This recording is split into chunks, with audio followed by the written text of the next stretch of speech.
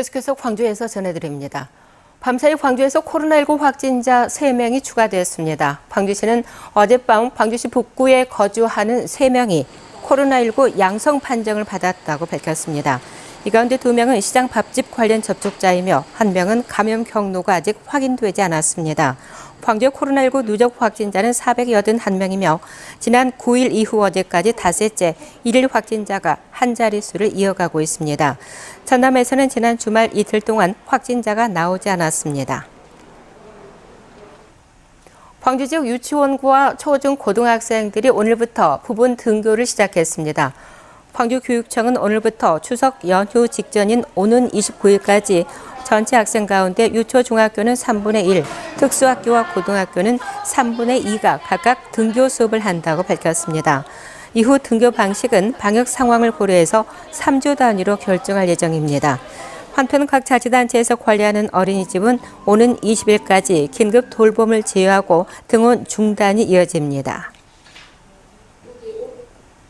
어제 한 대형 교회가 예고했던 대면 예배를 취소하는 등 광주의 교회들이 대면 예배 없는 주말을 보냈습니다. 코로나19 확산세도 주춤하면서 광주시는 준 3단계 거리두기 행정명령 완화를 검토하고 있습니다. 박지성 기자의 보도입니다.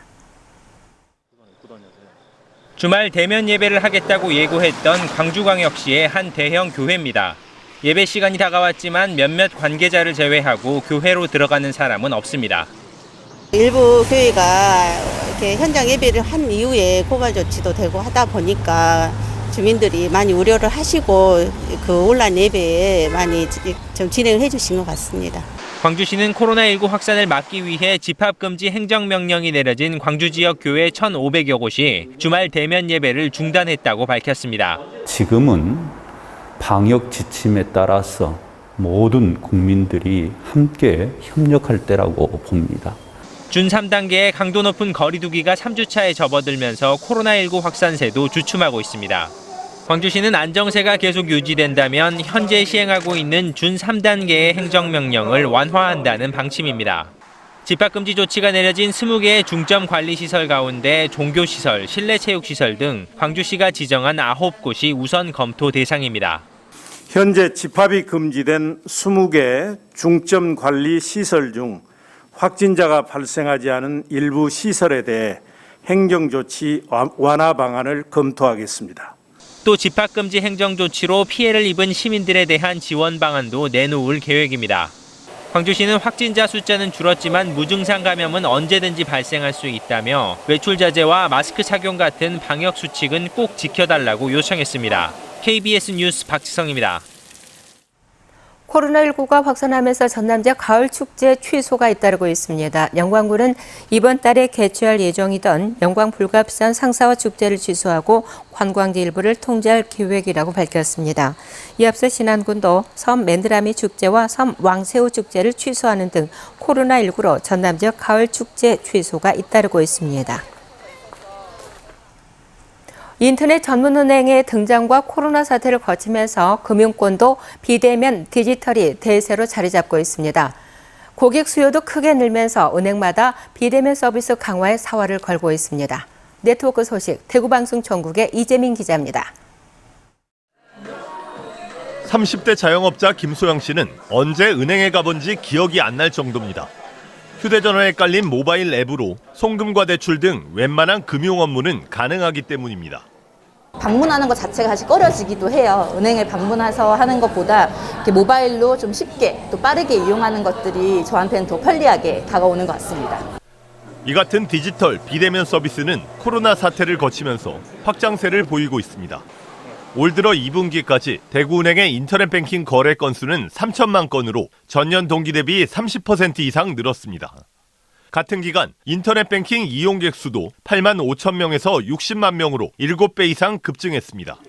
다른 은행들도 사정은 비슷합니다. 고객들의 수요가 크게 늘면서 비대면 금융시장을 선점하기 위한 은행들의 경쟁도 치열해지고 있습니다. 은행들은 디지털 전담부서를 설치하고 예적금과 증권, 보험, 외환 등을 통합한 앱을 출시했습니다. 또 직원 없이도 통장 발급과 공과금 납부가 가능한 지능형 자동화 시스템이나 갱신이 필요 없는 바이오 인증 체계를 구축하고 고객 유치에 나서고 있습니다. 고객님들께서는 대기 시간을 줄일 수 있어서 좋으시고요. 직원들은 단순 반복 업무를 자동화함으로써 업무 효율성을 증가시킬 수 있습니다. 은행들은 그러나 노인과 장애인 등 디지털 금융 소외계층을 위해 영업점 수는 단계적, 선별적으로 줄여나간다는 계획입니다. KBS 뉴스 이재민입니다. 50일 이상 이어진 긴 장마에 잇따른 태풍으로 경남 지역 과일 농가들의 피해가 극심합니다. 추석 대목을 앞두고 있지만 상품성 있는 과일을 시장에 내기조차 힘들 정도로 최악의 수확철을 맞고 있습니다. 창원방송총국의 배수영 기자의 보도입니다. 함량의 사과밭입니다. 나무에서 떨어져 바닥에 뒹굴고 있는 사과가 나무 가지에 달린 것보다 더 많습니다. 그나마 낙과 피해를 피한 사과도 상품성을 잃어 시장에 내다 팔기 어렵습니다. 50일 이상 이어진 고온다습한 장마에다 연이은 태풍까지 겹쳐 심한 탄저병에 걸렸기 때문입니다. 장마가 길게 2달을 흘러오고 적시에 병충해 방지도 못하고 나무가 일조량도 적어가지고 병충해 지금 많이 들어왔고요. 밀양 얼음골의 한 사과 농원은 사정이 더 심각합니다. 강풍이 골짜기를 휩쓸고 지나가면서 1000제곱미터 가량의 사과 나무가 철제 지지대와 함께 들어 누웠습니다. 강풍 피해를 입어 7천여만 원어치의 사과가 수확도 못하고 폐기 처분될 처지입니다. 이거 마이삭에다가 하이센에다가 태풍에다가 이거 땅도 이제 비가 막 물러진 데다가 이렇게 야무게 했는데도 이 정도 지금 다 넘어갔습니다. 낙과 피해도 피해지만 이렇게 쓰러진 사과나무는 서서히 말라 죽기 때문에 앞으로 3년 이상 이 사과밭은 농사를 포기해야 합니다. 경남에서 태풍 하이선으로 낙과 피해를 입은 과일 재배 면적은 사과 400헥타, 배 45헥타, 참다래 20헥타, 모두 465헥타. 앞서 북상한 태풍 마이삭 피해 면적까지 모두 합하면 759헥타에 이릅니다. 3주 앞으로 다가온 추석, 과일 출하의 최대 성수기를 맞고도 피해를 입은 과일 재배 농가들의 시름은 더욱 깊어지고 있습니다. KBS 뉴스 배수영입니다.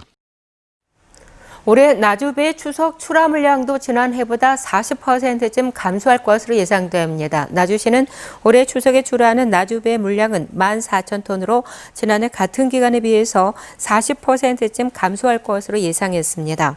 올해 나주배는 4월에 이상 저온 현상으로 착과율이 감소한 데 이어서 장마와 연이은 태풍으로 낙과 피해가 발생하면서 물량이 감소했습니다.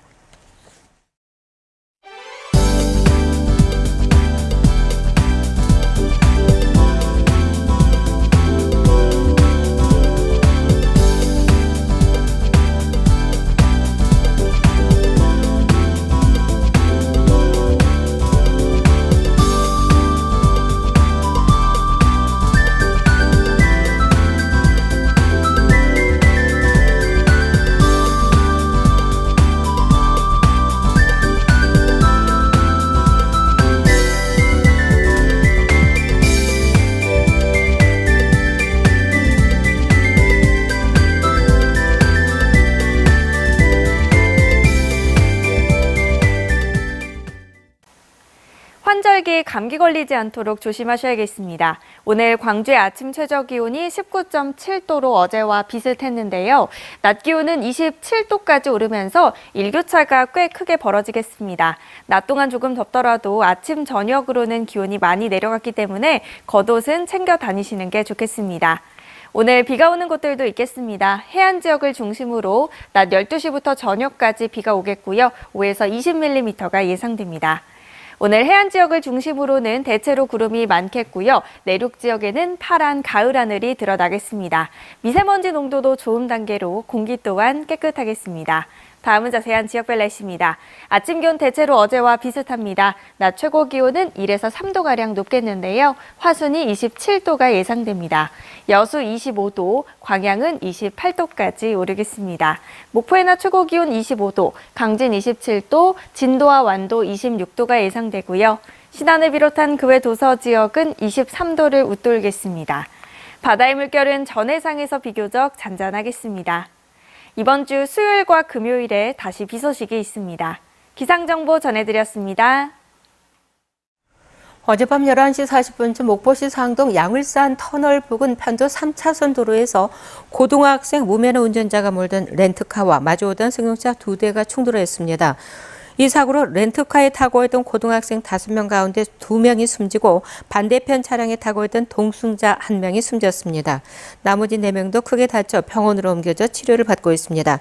경찰은 두 차량 중 한 대가 중앙선을 넘어 사고가 난 것으로 보고 음주와 과속 여부 등을 수사하고 있습니다. 목포경찰서는 여관에 불을 질러 투숙객을 다치게 한 혐의로 55살 A씨를 구속했습니다. A씨는 지난 3일 새벽 0시 30분쯤 자신이 머물고 있던 목포시 남교동의 한 여관에 불을 질러 투숙객 6명을 다치게 한 혐의를 받고 있습니다. 월요일 아침에 함께한 KBS 뉴스를 마칩니다. 감사합니다.